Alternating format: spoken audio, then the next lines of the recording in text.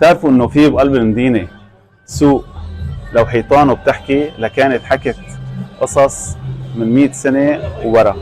كونوا معنا لناخدكم بجولة على سوق السقطية. يا ميلا عالغصون عيني سمرة سامتنا.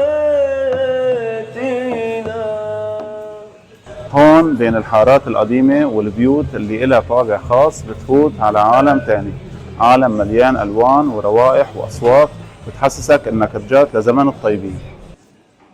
سوق السقطية هو مو بس سوق، هو قطعة من التاريخ وذاكرة ناس بعدها ماشية بنفس الإيقاع من عشرات السنين. من أول ما بتدخل بتشم ريحة القهوة وبتسمع صوت البياع عم ينادي، وبتشوف البهارات والمونة البلدية والفواكه المجففة والعطورات العربية، وكل شيء مصنوع بحب ومعبى بذكريات.